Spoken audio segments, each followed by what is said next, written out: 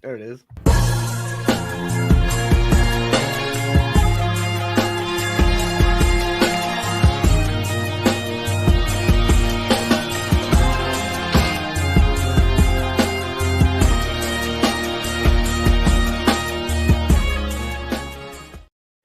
Yes, sir. What's going on, everybody? Welcome to the 95 North Sports Machine. I am your host, Berto, joined by my guy, Smooth Smitty.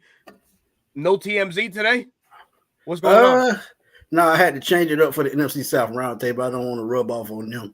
Even though I'm going to go off on TJ ass tomorrow, it's going to be on. Here we go. We also got Chris Tipmore, A1 Forever Sports, but we have two very special guests this evening, man.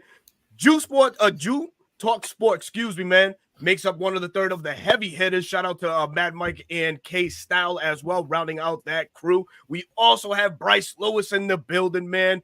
Oh, man, fellas, man, we were treated to a dope-ass game last night, but unfortunately saw the Falcons, take an L 22-17 to the defending Super Bowl champion Kansas City Chiefs. One of the most watched games ever. So if this is not a hint to put the Falcons on more prime time because we are a draw in ratings, then look no other to the numbers last night. 24.8 million viewers last night on Sunday Night Football. But fellas, man, 22-17 was the score last night, man. The Falcons gave a valiant effort. They gave it their all, man. And in a week 3 matchup against the defending Super Bowl champions, man, early, who knows what this loss may shape us, shape us to be for the next couple games coming up, crucial games at that, man. But your quick thoughts, right quick, on what's going on through your guys' mind. I'm going to start with the guest, so I'm going to kick it off to Jew. Jew, how are you feeling, a day after the Falcons dropping this game to the Chiefs, man?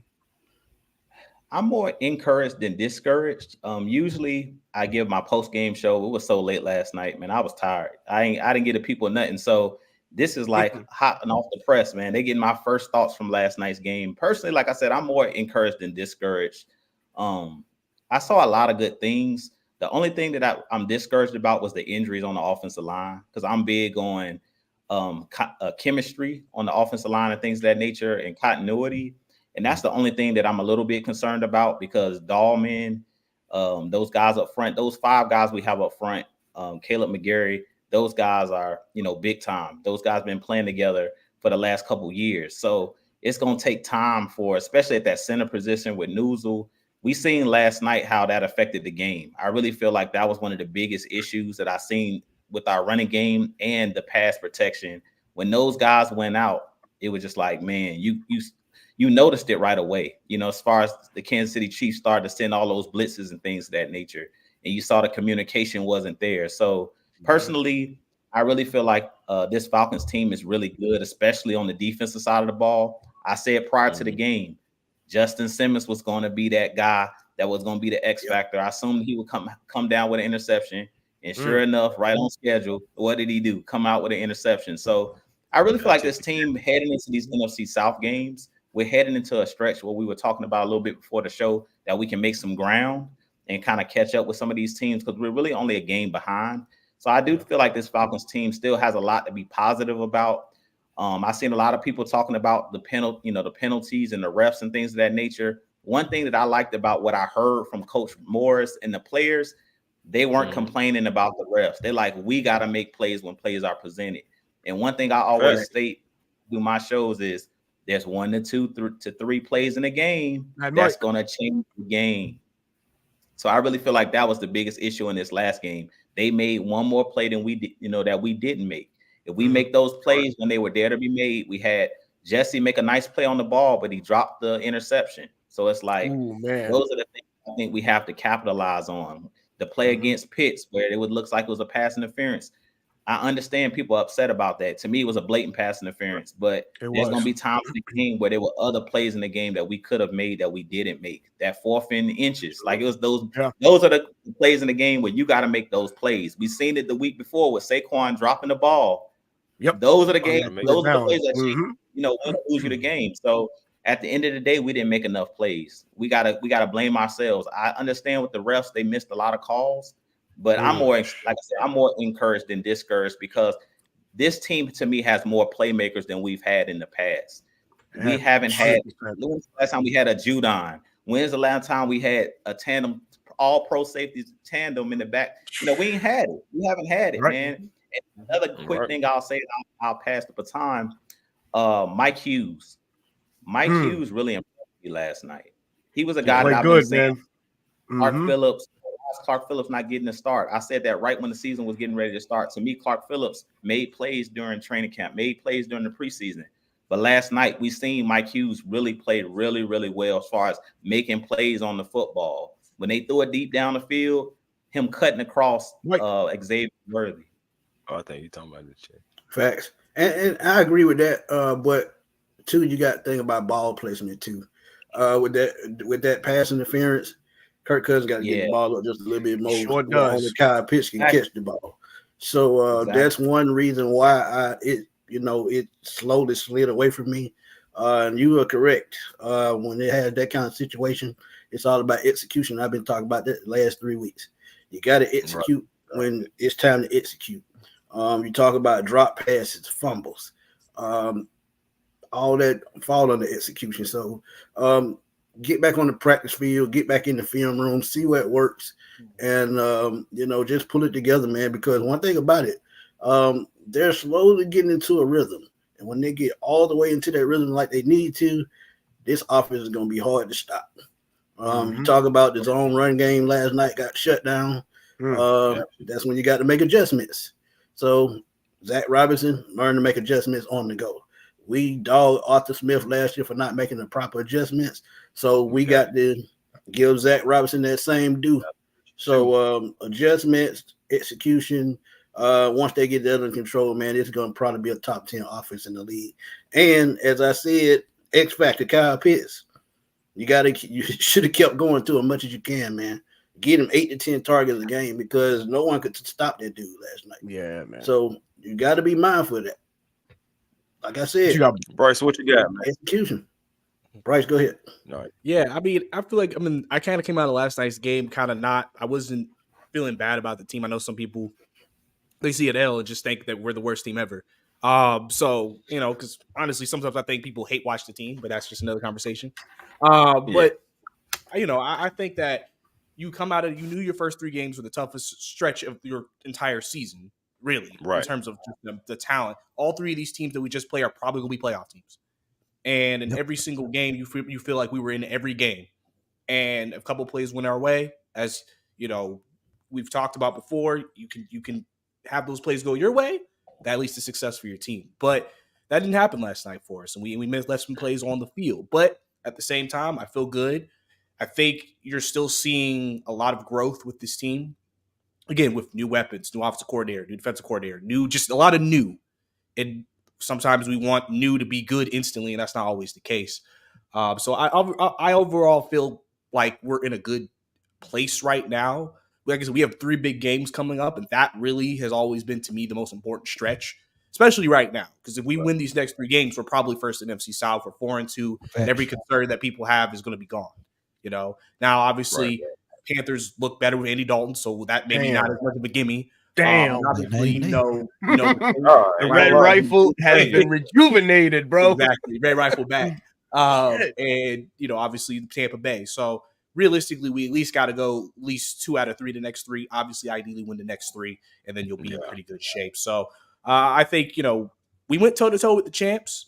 The Falcons feel like they may have given that game away. If you feel like you gave a game away to who people consider the best team in the league, that probably shows you that you think you're one of those top teams. You heard Justin Simmons after the game. He said he was talking to Kirk. I think we're going to be good. Like it's one of those things where I think a lot of people around the team is like, I think we're a good team. I heard people today say, even with the Falcons, the Falcons are a good team. Like I don't think anybody could doubt that. Yes, there's things that could be better, of course. But I think everybody can see this team is going in the right direction. Once they get it all figured out, I think we'll be in really good shape. And I think that's why there's no reason to panic. It's 3 games into the season, and we'll just have to see how things go. And crazy thing is, Bryce, last year we were 2-1 going into week 4, and I told y'all Desmond Ridder wasn't that guy, and I meant it. And look what happened.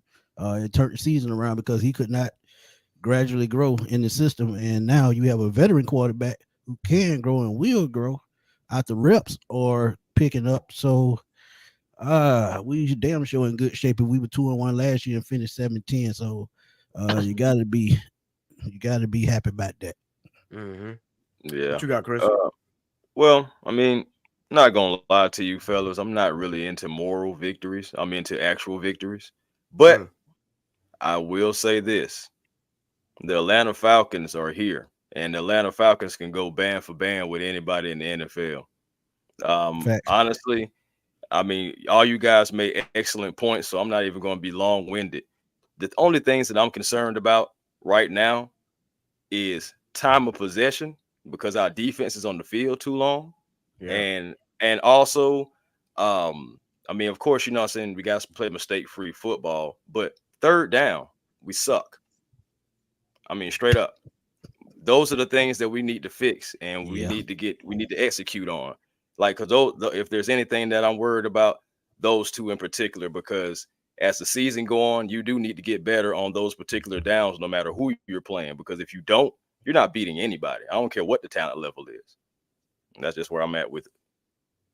Yeah, we were hit with the injury bug last night, as we all saw. Caleb McGarry went down, Drew Dahlman. So, Ryan Newziel and Storm Norton came in.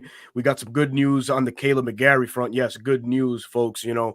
I know that many people have just been real down on his play and stuff like that. But McGarry has slowly turned the corner in a positive way, right? And he's been a pivotal part to this Falcons offense this year thus far, especially in the run game. But he goes down, Drew Dahlman goes down, and it seemed when everything was probably going to go to shit after these two guys, the Falcons were still able to push the ball down the field. Well, not push the ball down the field, but make and execute plays with some backups, which is good. It speaks to the depth. It speaks to the coaching, right? So going now into these games against New Orleans, this was a good test for these guys to go up front, go up against. And New Orleans defensive front, man, they're guys that get after it too. So we'll see what the details are going to be as far as how much time McGarry's going to miss out. I think Drew Dahlman's going to be out for a few games, man. But I had to highlight those injuries. But we got to talk a little bit about Kyle Pitts. Go ahead, brother. Go ahead. Good question before we move on to Kyle Pitts. Yep. Which I mean, both guys are impactful, right? We need both.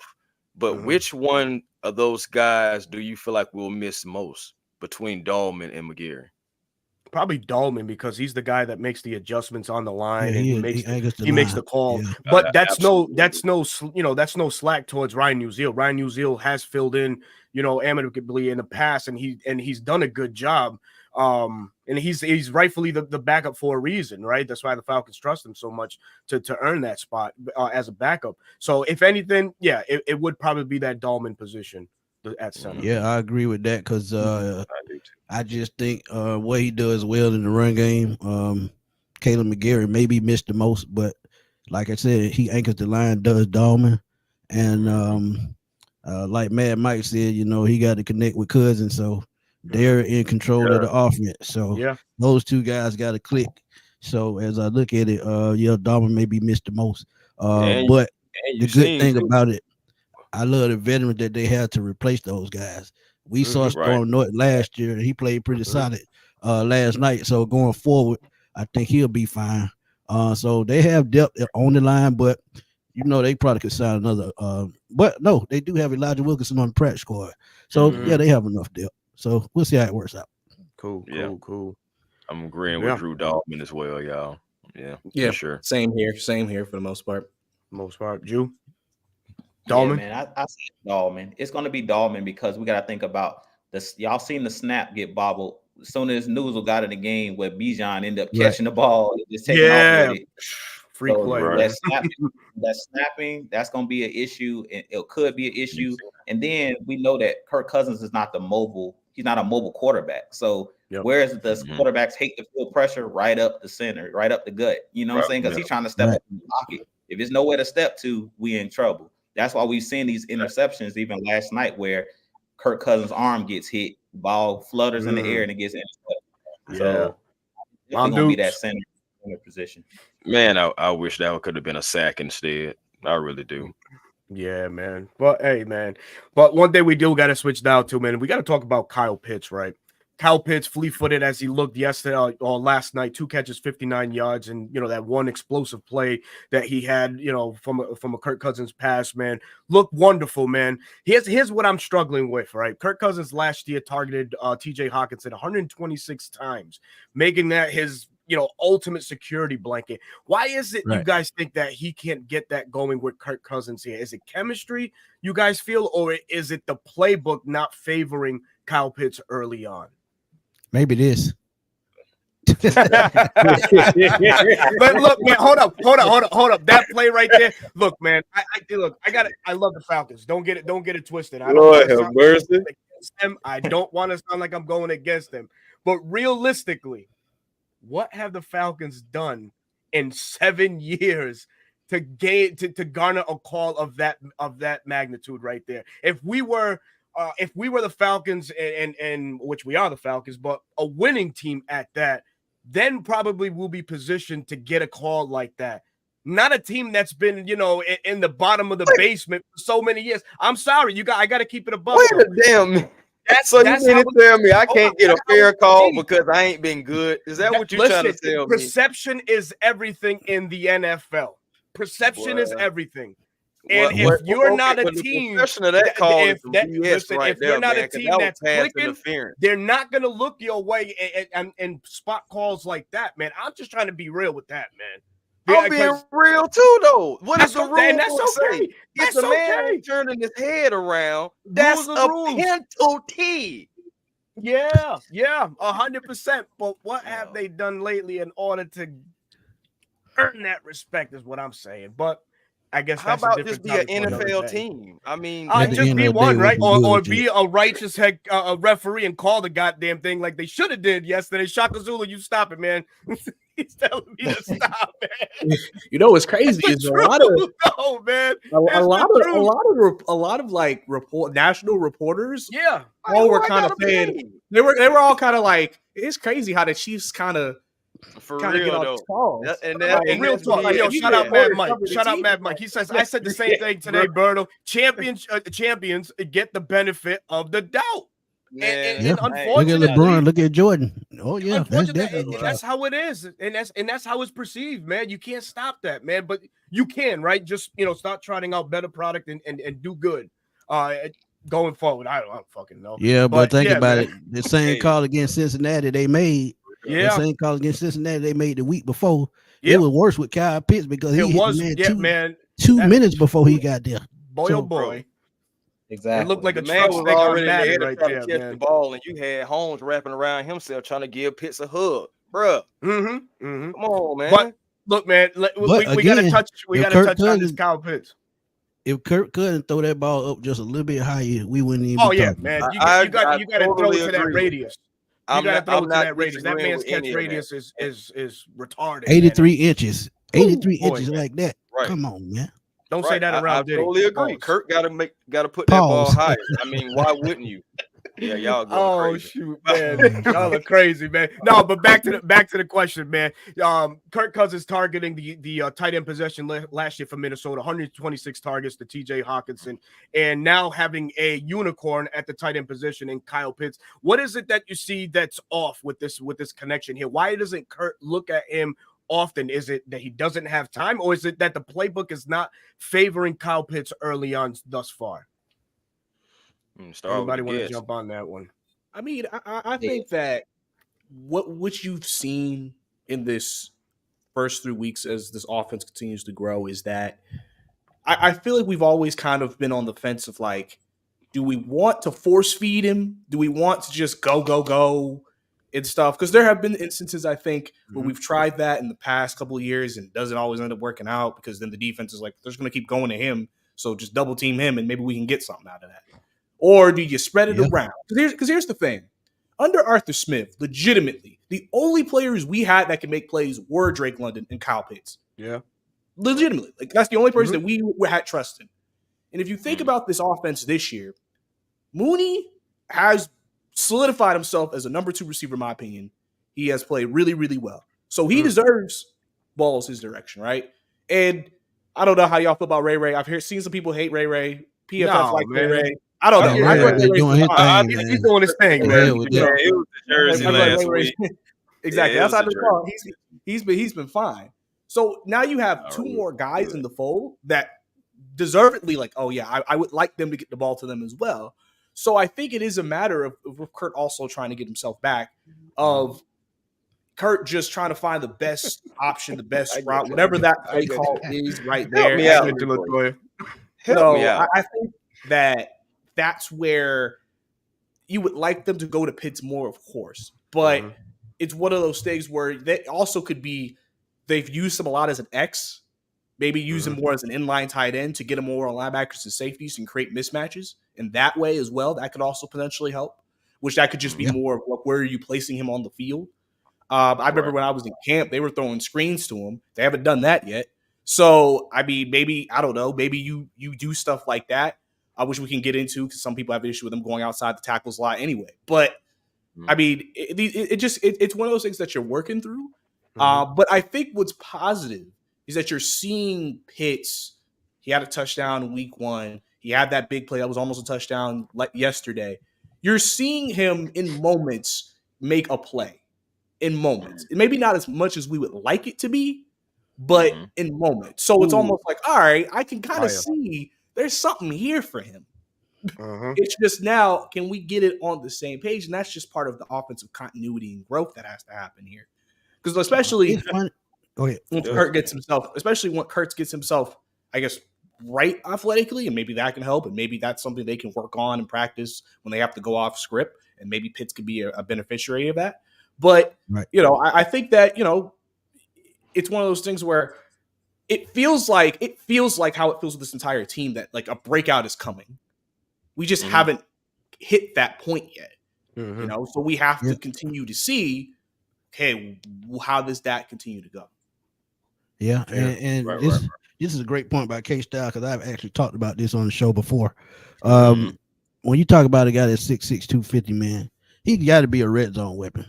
And until he learns how to shield the defensive backs.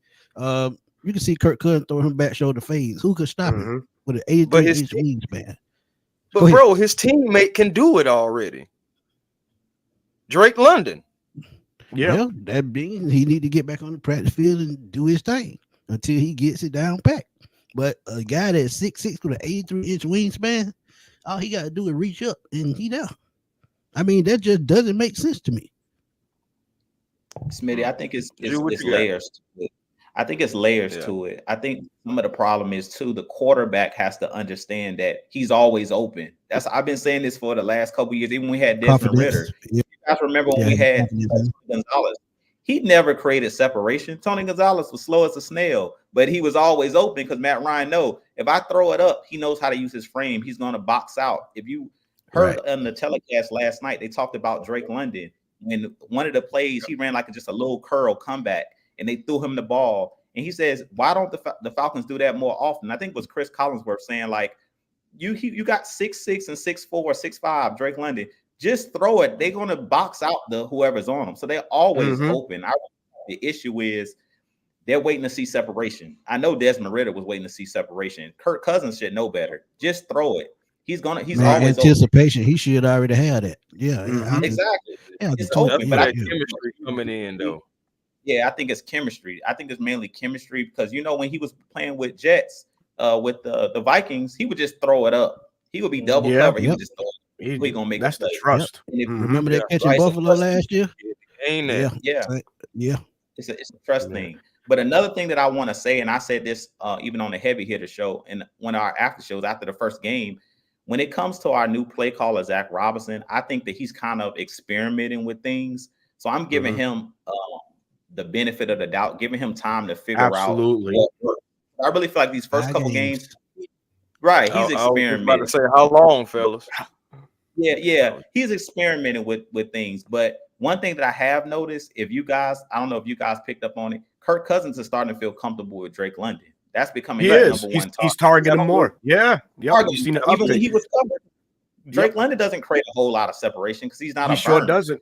No, but he goes up and snatches the ball with his hand. So I think him and Drake London is developing that chemistry. Kyle Pitts is going to have to prove himself. When I throw you the ball, you got to make a play on it. But when you talked about the Minnesota Vikings, Kevin O'Connell, to me personally, is a top 5 play caller in the league. If you see what he's doing with Darnold at his quarterback position, what he did with Kirk Cousins, like elevating those guys. Kirk Cousins is good, but Kevin O'Connell know how to elevate. And some coaches don't know how to get guys open. Like we seen last night with the Chiefs. Andy Reid knows how to get guys open. If you guys seen how they were breaking down the plays where he running guys through to make sure to create that leverage. Killed that rub route last night.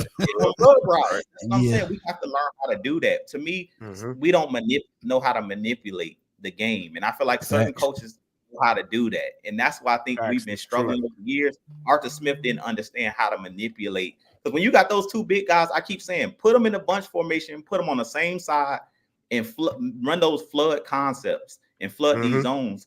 Got guys that can make plays, but the quarterback got to be willing, as Smitty Smith said earlier in the telecast, throw the ball up, put it up high. You got tall guys, put it up high. Knock it up there.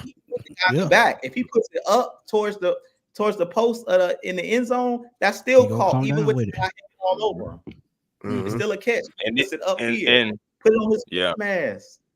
Yeah. Facts. And you also put more pressure on the referees too, because you putting it up higher, it's taking it kind of away. So even if he don't catch it, you kind of really don't have no choice but to throw that flag. So yeah, I like it.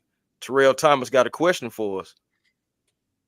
Yeah. Okay. Question for the panel. Kyle Pitts has one year left on his contract. Do you pay him? Woo, y'all go to my channel because I answered that question for a fan question yesterday. No, so just go to my channel, Smith Sports Machine, and y'all see my answer. But y'all can go and answer it. I mean, it all depends on his production, man. At the end of the day, I mean, you're gonna, regardless, at the end of the season, you're gonna get paid for what you've done, regardless. So, at the end of the day, he knows that this is a contract year, but he also knows that that we have a new quarterback, new OC, and when this offense is gelling, that's the thing is we're not even gelled yet. I believe that Jew is correct about Zach trying different things out. He's trying to see what's working and what's not working. This was a teachable moment. This game was. It just, I think for fans, it hurt so bad because most people didn't have us even to be in this game. And to not only be in the game, but to be right there to win it, it's just like, man, it just hurts to like give it away like that. But ultimately, what Falcon fans have to realize is, we did lose to the champs or whatever. Yeah, that doesn't feel good. You're a statistic, whatever. But we're going to get better. And we have our toughest part, just like Bryce was saying earlier, Smitty, Berta, we've all been saying it. Toughest part of the schedule was right here in the beginning. Once you get through it, make it through it, start to gel because you didn't have a preseason. Once you start to gel even more, you will be able to see what this offense is. And I said it this morning on Twitter because the Falcoholic asked the question and I commented on it, and I stand on it. I believe once we start gelling and once we get everything together, we're going to start kicking the shit out of people. Like, it's nothing that anybody's going to be able to do because we have a defense that is bend, don't break. We have a defense that will get us to 3 and outs or at least hold people to 3. You haven't been scoring many touchdowns on this Atlanta Falcons defense. My thing is, again, going back, we have to convert on 3rd downs. We walked down the field at the beginning of the game, but we only had 1 3rd down.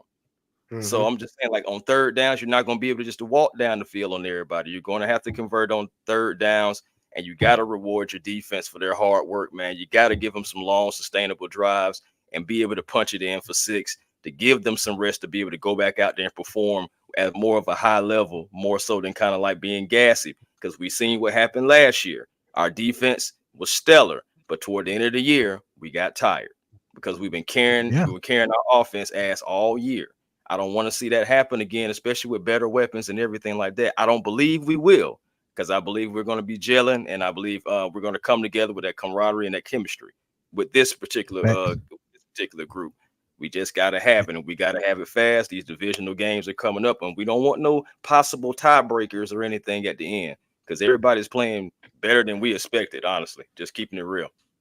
100%. And the crazy part about it, we were better on 3rd down up on Arthur Smith running the football, but now we struggle with it, and we couldn't get out the field on 3rd down on defense, so now it's flip-flop till we can get out the field. So you just got to find perfect balance, that's all.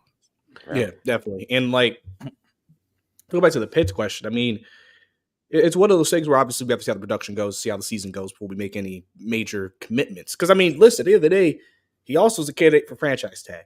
That could also be around. Because it's one of those things when you go into the offseason with the Pitts question, okay, he's a talented player. Do we let him walk? And then if we let him walk, what is our plan? Is there a tight end that's going to be available next year that we can bring in to replace him?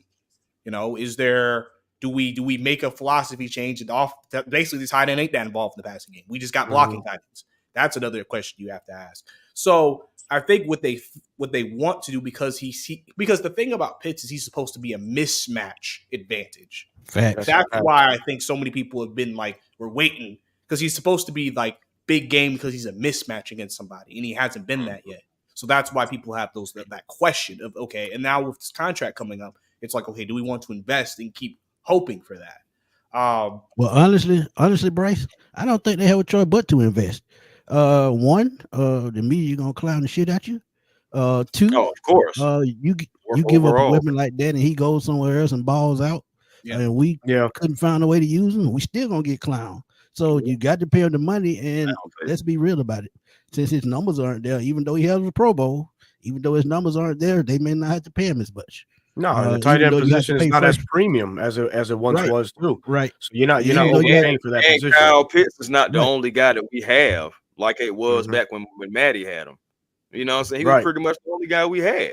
What, Alamade's a kid? They ain't putting no fear in nobody's heart, and do it respectfully. I'm just saying. So Kyle Pitts was all that we had. This year, we can spread that ball around, though. We got Ray, who's getting open. We got Darnell, who's getting open. I understand that, we need to get Kyle Pitts more involved into the game. But honestly, if other guys are getting open first, it's kind of hard to get the ball to him. But we've seen these flashes yesterday of what he can be, man. He can move the chains, and he definitely can take the ball downfield, man. You seen he almost scored yesterday. So it's just putting it all together. And honestly, with this offense, maybe Kyle Pitts may not end up being the Travis Kelce type, getting 10 catches a game and all that stuff in different short spans and game spans. He may not be that. He may just be a functional piece who's an athlete.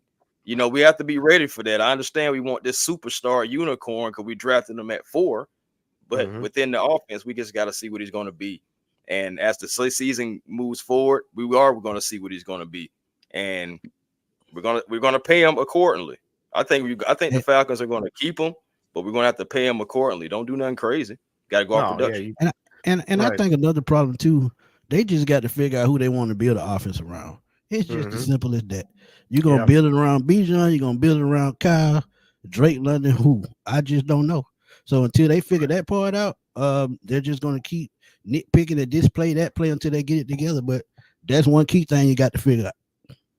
You just hit where I was going to pick up Smitty. Yep, go ahead. That's exactly what I was going to say. It just depends on, and even what Chris said, are we going to use Kyle Pitts like Travis Kelce, like Kittle for the 49ers? If not, I'm okay with letting him walk, whether you want to trade him, because at this point, what we also got to keep in mind is, are you going to keep him? Or are you going to pay Matthew Judon?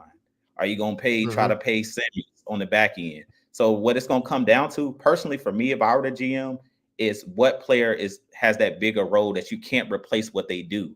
We're seeing tight ends come into the league and have success. Those guys you just named. Coming and go, yeah. So it's like, if it come down to if I need to pay Judon or pay Pitts, based off of what I'm seeing on the field, I like what I'm seeing out of Judon. You can't replace that production. I like what I'm seeing comparing him with Bates. I can go out and get another athlete tight end. I'm just being honest. You can find receivers. No, that's fine. Yeah. You can find tight ends. I like Pitts, but if we're going to keep him and pay him, then we better put him into the offense like a Travis Kelce, where he's doing what Travis Kelce does. If we're just going to use him and he's just getting 3 targets a game, it's not worth paying him. I'm just being honest. Personally, I don't feel like and another thing with that, you can go find a tight end on day 2 or early day 3 to put up the same production. They're coming out more athletic now anyway. And you use that pick to go get his replacement. So I mean, you can save money either way. So it don't matter. Right. That money you were going to give Kyle Pitts, allocate that money somewhere else because it's not worth it. Now, if he I'm with falls you. out I'm with you.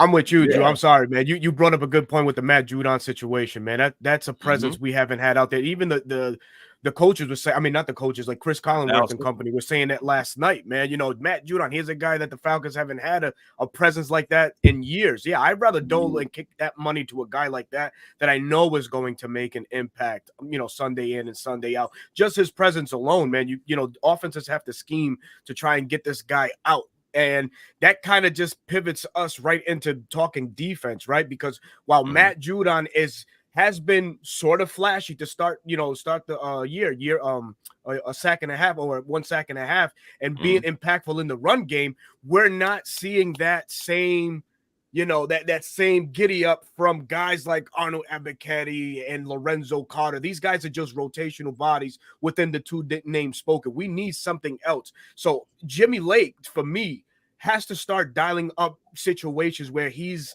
incorporating more, you know, more personnel members being thrown on blitzes and stunts and stuff like that. Primarily right now, it's been Caden Ellis. I'd like to see, you know, Troy Anderson on one of those. I'd like to see us, you know, a down safety blitz every so often or something like that. Because right now, man, scheme wise, those two guys I mentioned at the beginning, Ebiketie and Lorenzo Carter, are not cutting it, man. And another thing, man, before I, you know, I turn it to you guys, and like we were speaking before the stream started, where the hell is Zach Harrison? That's another thing, but I'll let y'all piggyback off of that and let me know what you guys think, man. Whoo, boy. I mean, I feel like Judon, right. I feel like Judon is, you have to pay him. You don't have a choice. Yep. I wouldn't even let him get the free agency. I would pay him sometime this season because somebody's Within going to give season. him the money. So I would just go ahead, give him that money because he's showing us that he's a piece that we need. And what I've been stating is you want to have a playmaker on all three levels. And for years, all we've had is Grady Jarrett, but we never had that guy that, outside of Johnny Abraham, we haven't had a consistent guy that, you know, I don't have to scheme nothing up, just go hunt the quarterback, and he can do it. And in Judon's case, he's also stopping the run. I know you guys seen him collapse the pocket multiple times last week and against the Eagles. He made a lot of stops in the backfield, stopping the run as well. So he's just one of those guys that's an all-around type pass rusher. So he's not just you got a specialist. He's a 3-down lineman. So I really feel like he's a non-negotiable at this point. Yeah. At this point, and to piggyback off of that. No, I was just saying, just to piggyback off of your point, to be honest, I understand that it's an age difference. And honestly, I'm for keeping the young guy, honestly. But in this situation, because we haven't had a pass rush in so long, I wouldn't mind keeping Judon for the pass rush. Of course, he's a 3-down lineman, but also for the experience and veteran factor that he can pass down to our future pass rushers. Kyle Pitts can't pass down nothing to nobody. I'm just being honest. I'm glad you said that because hey, I'm glad you said that. Actually, it's going to be on Judon next year if we have to. Yeah. It's going to be on but Judon. If they're going to move on from Kyle Pitts, a difference maker without any trouble. Judon has been a difference maker. Justin Simmons, you seen last night, he's a difference maker, and he talking after the pick. He wasn't celebrating nothing. He right back on the defense saying, "Hey, we got to be disciplined because he's coming back." Yeah, you know, so it's like stuff like that. That's the stuff you pay for. Falcons have some guys in Judon and Simmons, and where it's like they're on 1-year deals, but it's just you, and they're 30, but you definitely are like, I really hope we maybe extend these guys 2-3 year deal because these guys can be really, really valuable. It just depends on, obviously, it's a business. What the money looking like? Do we have enough money? I said before the season started, Bryce. I said depending on how their season go, the Falcons could get a discount on both of those guys, and just like to Jude's point, this may be the trade deadline you might want to move Kyle Pitts because 1, he hadn't signed a 5th-year option. 2, that dead cap space ain't nothing. So this may be the perfect time if you want to move over from Kyle Pitts. What are you targeting if you trade him out the jail? Like, what's the target? What do you want him back in return? Michael Parsons. What I want back in return? That's a great question. Man. I would have to say another a wide receiver probably. Because honestly, I think Charlie Wonder can do what he's doing. And John Fitzpatrick can be a red zone target. So, and he's a blocking guy. Nah, for real. Honestly, Yeah. I mean, man, I think you need to if he's not producing, if he doesn't seem like that he's going to be the superstar or whatever. Yeah, I'm with this. I'm really with this, honestly, by Mad Mike, what he's Hey, saying. I say You that can all the really time. replace. Birdo know it. That's where I'm Birdo, how at, many man. You times can I done replace said that? that. Wide You can receiver, they replace that, but replenishable. You can turn them things around like a revolving door. So give me the guys that want to get the quarterback on the ground, you know what I'm saying, and give us extra possessions, possibly strip sacks, possibly cause interceptions, stuff like that. Give me the possibility of those guys, because it's just been so scarce for this franchise. That's what it is. I know you guys like the shiny new toys, but give me the gritty guys, the guys that want to get in there in the trenches and what I'm saying, and knock some teeth out, straight up. And like you mentioned earlier, Chris, might in the trenches you have to be. Go ahead, Drew. My bad. You're good. Like what you said earlier, I think a lot of people are forgetting we got Braylon Trice on this team as well. So Judon would be a guy that can help Braylon Trice come along. We didn't get a chance to see him, but he's similar to a Judon as far as his body type and far as coming out of college. He's one of those guys, high energy, high motor. So you want to keep Judon. As you mentioned, he will be another guy that can help these younger guys come along that we've drafted, help these guys continue to develop as well, because we're going to be pushing out guys like the Carters, the Ebikades, the guys that haven't done anything. These guys last night. These guys are finishing off the team. So these guys that we just drafted, the Rook Aurora Rose, the Brandon Dorlises, those are the guys that's got to be learning under the tutelage of Judon. So and to those two guys, a pimp for naming that name, because I can't pronounce that shit to save my life. He's got good punctuality, man. But no, to your point, Drew, those two guys that you just mentioned, Rook and Brandon, perfect time now to like activate these guys. They've been healthy scratches now for the first 3 weeks, man.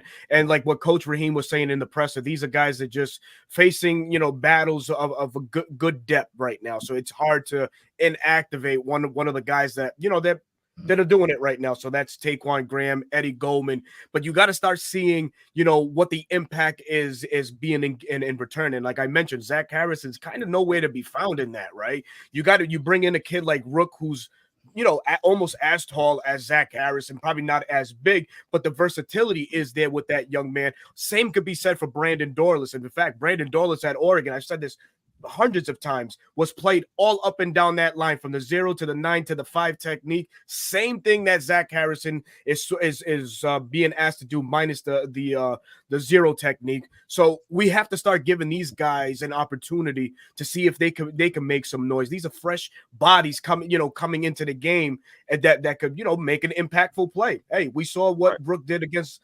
the Baltimore Ravens offensive line, albeit it was in preseason, but just that motor and that push to get that sack, it's something that we need to welcome right now, because really the defensive line, we can't put everything year in and year out like we have been on Grady. Yes, we got him help with David Onyemata, but those guys are a little bit longer in the tooth, and Grady's coming back from a significant injury. We need to get these down linemen more acclimated to the game and get them the proper reps, because down the line, when the games become that much more meaningful, I don't want to see these guys come in and have them make the mistakes that they should have shaken off if they were active early on in the year. So going forward, maybe the Saints game, we get to see a guy like Rook and Brandon, one of the two, if not both, to start really etching their name within this Falcons rotation and really showing their as to why they were, second and fourth round picks, man.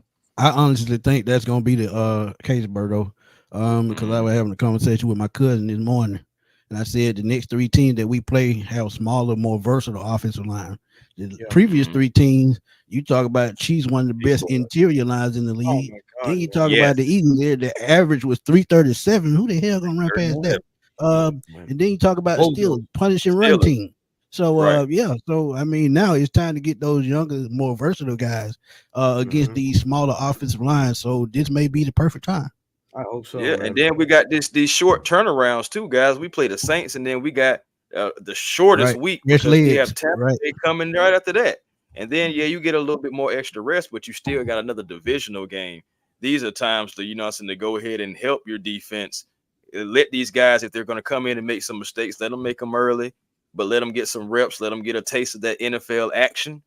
And, especially Dorless, because like Berto was saying, and like I was saying as well, man, you can put that man anywhere.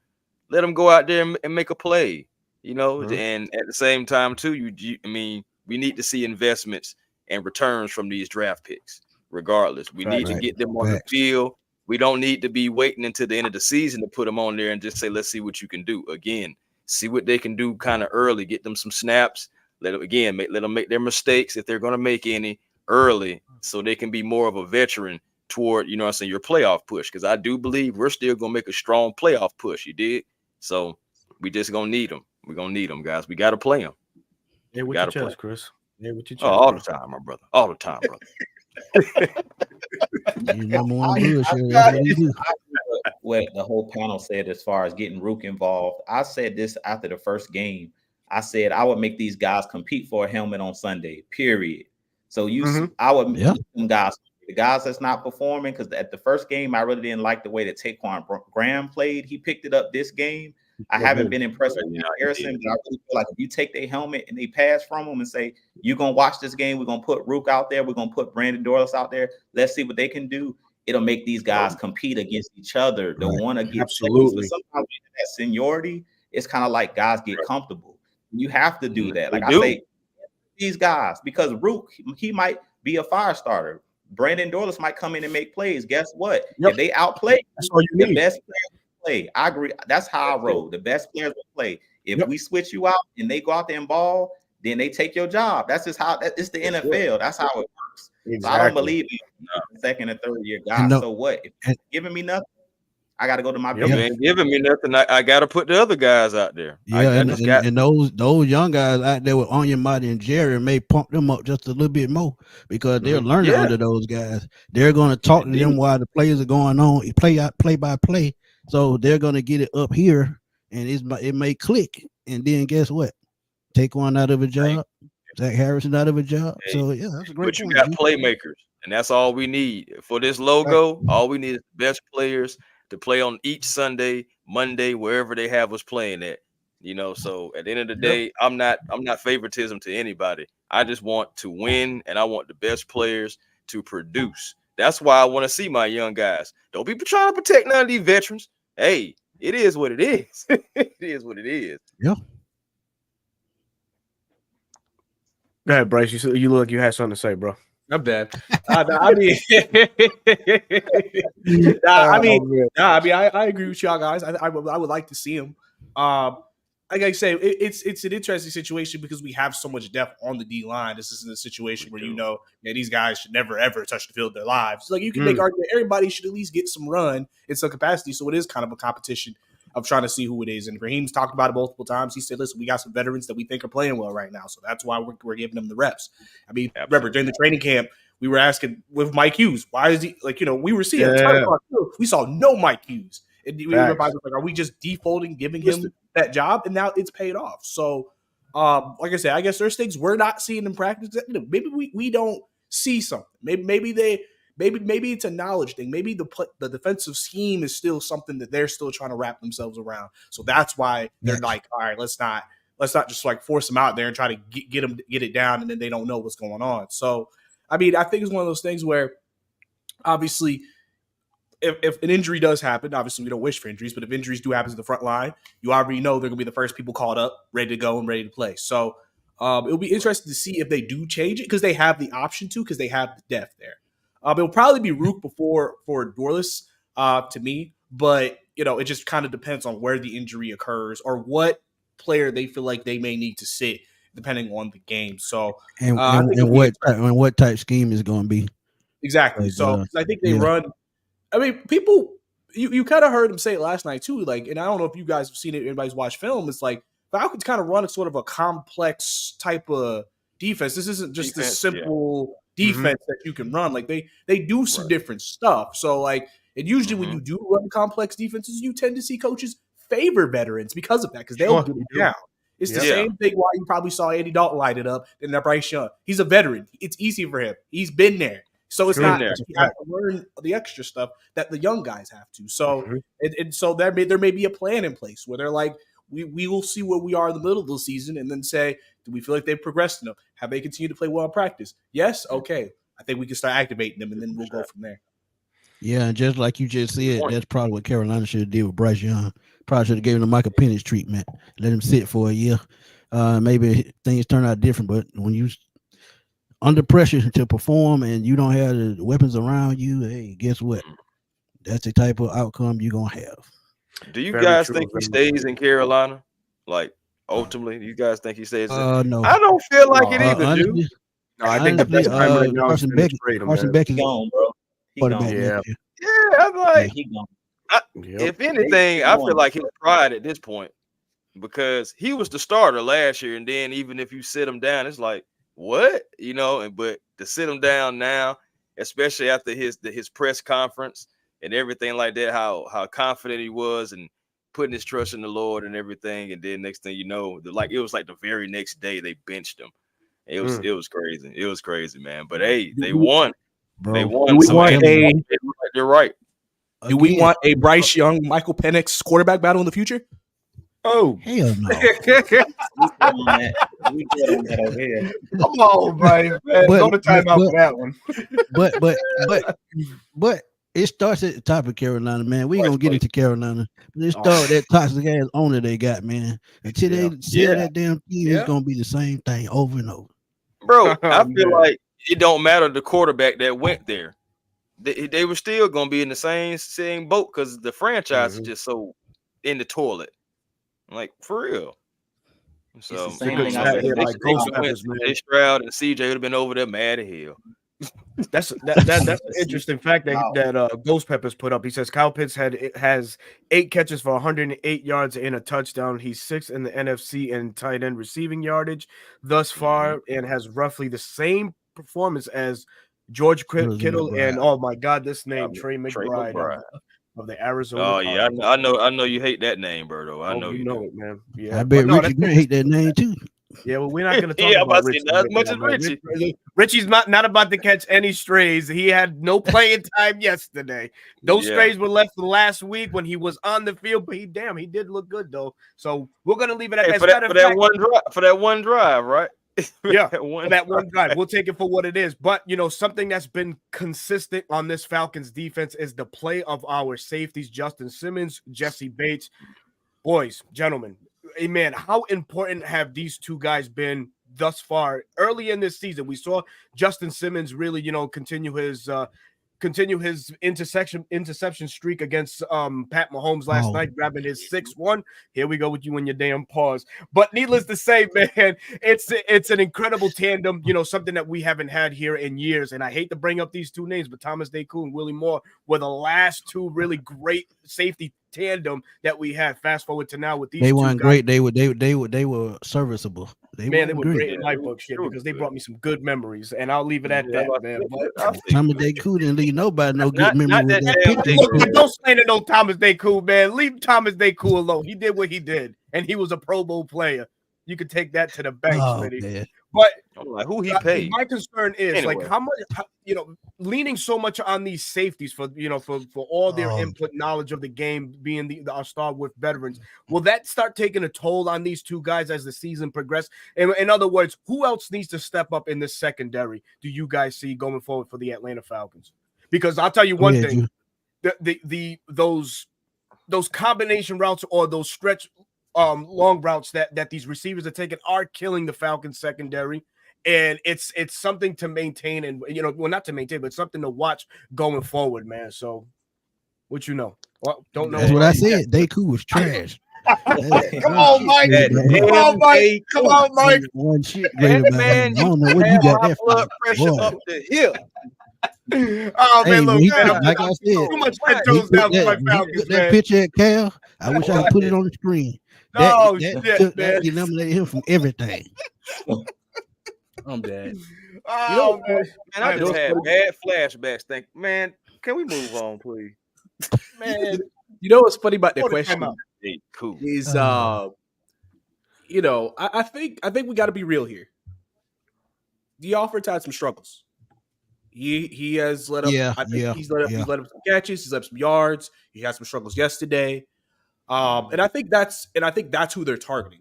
Teams are targeting right now. Because realistically, AJ outside of the first week, really haven't heard. He's pretty much been, AJ he played solid the last 2 weeks. Does his thing. Mike Hughes has been good. So if we're letting up yards, it's probably coming from linebacker / the nickel, right? I don't know if with the struggles he's had, do you consider play Clark Phillips maybe more, see how he does out there? Is this just D readjusting and relearning again another scheme that he's learning? I think this is their third defensive coordinator in 3 years. So this is third scheme he's learned. Because if he gets back to the D offer we know, then I think you're in good shape. Because I don't think they have to point so much knowledge. Because I mean, realistically, who are you giving the knowledge to? Mike's a veteran, AJ's a veteran. I guess Richie Grant, and then the very limited time he's seen, he's been fine. I mean, he hasn't done anything wrong that we can say anything. That's one thing I've said about the entire camp, preseason, and regular season. People think about last year, but he hasn't done anything wrong right now. Just because, but he's also not playing a ton either. There you go. And then, honestly, you would assume, when Landman gets back, that might help because then they can start using Caden differently because they have to use him differently now that he's out.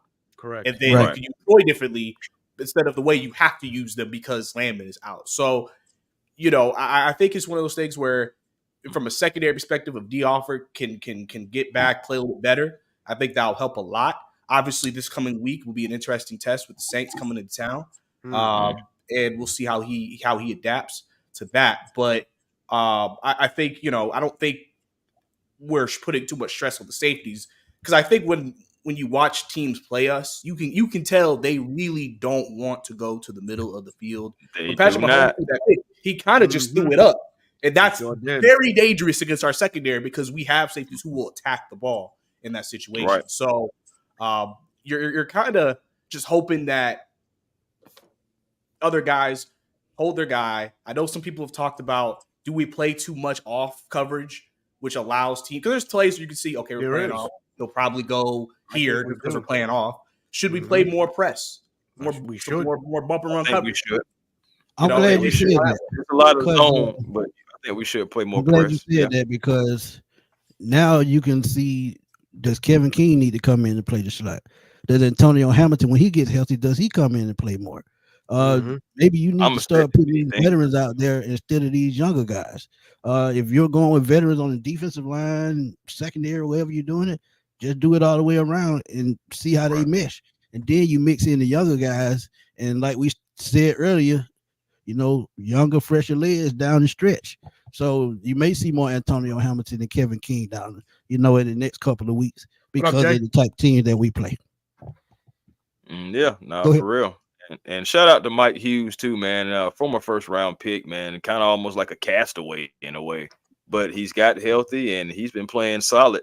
You can make argument that through the first 3 games. I mean, I know what PFF saying, but just from what our eyes are seeing from the first 3 games, man, he's been our best corner.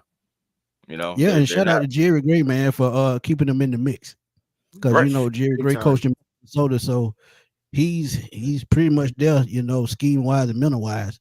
So shout out to Jerry Gray, man, for keeping him around because I actually thought he was going to be one of those guys that was going to be a 53-man cut.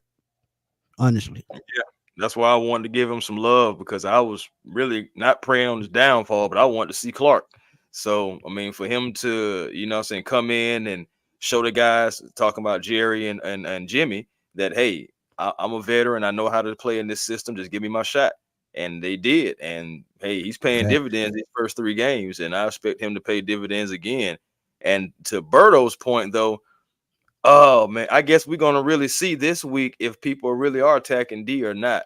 Because if you see Chris Olave on D Alford, then just know. Just know that they trying to come after him. Yeah, I'm just saying, just know they're trying to come after him. Like, especially if you see it. You look like you want to say something. Go ahead, try to jump in. I agree. Go ahead. I agree with what y'all saying, man. I mean, to me, the secondary is playing really well. Like, if you listen just to the telecast, they're like, "Oh man, the secondary is holding up." So they're making the quarterbacks hold the ball. Jalen Hurts pulled the ball down a couple times on Monday Night Football and just took off running because it was nowhere to go with the ball. Great coverage. I really great coverage. playing bad. To be honest, I think Andy Reid, he just plays a great scheme. When they showed a lot of those plays, that was scheme. Now I agree that we playing off too much. Get them up and bump and run. If I could just nitpick, the only thing I would nitpick with this secondary is AJ Terrell had to learn how to turn his head when the ball is coming. That's it. That's the only thing. Oh yeah. Yep. That's his coverage is good, man. It's just that fundamental. Get that head around. Yep. He's been like that since Clemson, though. Mm-hmm. Yeah, he just doesn't turn his head. But outside of that, I feel like we've been playing coverage, and I think that's some of the issue. I don't think D Alford's playing bad though. I really feel like it's just missed tackles is kind of what's the nitpick. We missed a lot of tackles yesterday. Like I see missed tackle. You know, you got to make tackles when they're dead and made. But as far as coverage, our guys they in this position. They just got to turn their head for the football. So outside of that, I really can't even nitpick D Alford. Real talk. I think AJ Terrell having trauma from when his girlfriend slapped him for looking at another girl. He turned his head. Whoa! And then he got stuck, so he that's personal, man. Why you bringing that up? That's personal, man. I'm just saying. That's rough, Smitty. That's rough, right there. So now he got trauma from turning his head because he got smacked, Smitty. Yeah, something went wrong. Cause I mean, look, he can't turn his head. See, can he look in his rearview mirror? But something ain't right. Understood. Hey, one thing about it, man, we have the best safety tandem in the league, man. We preaching this when Justin was released. I'm like, hey, but you better go get him now. Hey, you gotta go get him. And it's paid dividends, guys. Our first 3 games, we can say our first 3 games, we can pick plays to where each one of them made a difference. Each one of them in each game. So like and the Penix picker. You talking about Berto, the Penix picker. Oh, gotcha. What's going on? I'm with you, brother. All right, but yeah, it was just wild just coming on the screen. But anyway, man, but these 2 guys have been instrumental, man. And these 2 guys have been the Shaq and Kobe, the Mike and Pippen, LeBron and Kyrie, the Steph and Clay. Hey, straight up, that's what they've been. Name every damn body, why don't you? Huh? Just name every damn body, why don't you? I almost did, but I said that I didn't want to go a whole another hour into the show just naming names. Yeah, you damn sure can do it. You go ahead. He ain't right, man. Smitty, what the hell, man? What? He gonna pick up. I mean, he knows. Yo, man. Yeah. Jeez. Hey, man. What is going on tonight? How long was your nap today, sir? I had a long ass weekend. I got to take it out on somebody. Jeez, I'm talking about. My goodness. Wow. Yeah, man. Anyway, Bates and Simmons, best safety group in the league. And I stand on that. And they're going to continue to show that. Jesse Bates, you already seen again ending the game. Shoot, man, you got Pat Mahomes getting picked off by Justin Simmons for the 6th time in his career, 4th straight game. And Jesse almost got him another one. Man, I wish he was able just to hold on. But regardless, the impact is making everything easier for everybody in front of them. It really is. Yeah, and we talk about that number 2 corner spot and that safety spot. Mm-hmm. I'm sorry, that slot spot. Those 2 guys are going to make sure those guys stay on track. Even if, blown coverage, they still got those guys behind them. So they are more like a safety blanket on the defense. And if they keep everything in front of them, it helps the front 7. So we'll see how that plays out. We'll see how that plays out for sure, man. But, man, we've been on here for an hour and some change, man, just chopping it up. And I'm sleeping in the mouth. Dang, look at y'all. Well, before we head out, man, any last words from y'all guys, man, about this Kansas City Chiefs game as we turn the page? And it's I hate to use the word hate because it's such a powerful word, but it's hate week, goddammit. Yeah, fuck it, man. I'm just gonna go out and say it. Yeah, it's hate week. It's rivalry week. It's rivalry week. It's all that, and then we're gonna turn it up. Yep. Saints coming into town, man, and it's gonna be colorful, man. So I can't wait for that matchup this Sunday. But Bryce, don't say any parting words, man? It might get personal, so don't say colorful. I don't mean that in any slanderous way, bro. Man. I mean, listen, man. Stay the course. Season's not over for some people. Think panicking. I think we'll be fine. I think we'll be fine. I think we'll be good to go. We'll continue to grow. We'll continue to improve. It's a journey. Every season is a journey for every team. We're out of the first part. You really won't know the type of team you are until you get towards the trade deadline-ish part of the season. Mm-hmm. That's when you know, oh, we're a playoff contender. Let's make a move, or maybe we can stand back and we think we're good enough, or wherever that is. Like I said, big 3 games coming up. But overall, we went toe-to-toe with the defending champs. At the end of the day, people say we should be 0-3. We did beat the Eagles. It happened. The final score said we won. Hell It yeah. doesn't matter about what ifs. We won. I care about. And I feel like even from week 1, I think we've already seen some of that growth and just continuing to improve that and move forward. So obviously also refs suck, by the way. And yeah, so and y'all talking about me. Nah, you was on shit all night, bro. Chris? Jew, go ahead, man. Oh yeah, Jew, my bad. Hey man, I appreciate y'all having me on, man. We could definitely have to do this again. I love chopping it up. It's a long season, brother. Oh yeah, man. It's a long season. As Bryce said, man, it's a long journey. So look, I take it in quarters. If we can go 2-2 in this quarter, we did good because this is the toughest stretch in the season. We started off with the Steelers, one of the better teams. For whatever reason, we struggle with AFC teams. Maybe because they are good in the trenches, as I always talk about. I always preach the trenches, running the football, being tough, and that's what the AFC has to offer. So, like I said, man, we can get this game, this next 3 games, that stretch, the NFC South. If we can sweep that, man, that's the plan. Let's sweep this, so we'll know we going into the playoffs with a home playoff game. You win your division, you got a home playoff game. Then after that, all bets are off. But at the end of the day, I think that this team is going to be well, especially with this week. Even though we lost those 2 offensive linemen, now they have all week to prepare. You got to remember, when you drop 2 of your offensive linemen mid-game, these guys ain't taking no first-team reps. Nah, so, you know, think about that a lot better preparing for this game for New Orleans because they got all week to prepare. The game plan is damn. So, yeah, man. Trevor Lawrence got $55 million. Make that make sense. My bad. You go ahead. Hey man, I don't know what's man. Look, that's get real. Yo, that's for real. Yeah, you any projects you working up? Oh, I'm sorry. Go ahead. I wasn't sure that you was done. I just want to thank y'all for having me on, man. Y'all can find me here on YouTube, Jew Talk Sports, on Twitter at Jew Talk Sports. Everything is Jew Talk Sports, man. So on Instagram, at Jew Talk Sports. So man, if y'all want to follow your boy, I really appreciate the love. But yeah, man, I'm not concerned at all. This team has showed me. I can't remember the last time I walked into a season with this type of defense where I can talk trash. We got the best safety tandem in the league, one of the best top 10 defense in the league. Yes, no worries. We got one of the best teams in the league. I have no worries. And we have a veteran quarterback that I know he's gonna know where to go with the football. So at the end of the day, I really feel like we still the best in the NFC South. We the best they got to offer. And there's no shame too, man. Going into last night's matchup, man, we can I can say this, and this is my take. We lost to a Hall of Fame head coach and a Hall of Fame defensive coordinator in Steve Spagnuolo. No chance in that. You know, no shame in that. Hall of Fame quarterback, Hall of Fame defensive tackle. Man, so there was a lot going up against the Falcons last night, but we went there toe to toe, man, and this Falcons showed a lot of gut and grit last night. So I'm happy. Of course, the outcome was the L, but I'm overlooking that, man, and just the experience we can gain out of just this one game going up against the defending Super Bowl champions. But Chris, man, what do you want to add on before we head out of here, man? Hey, man, Falcons haven't gelled yet, man. Falcons are gelling. We're taking our preseason in the regular season, and we still have a possibility to finish this quarter 2-2.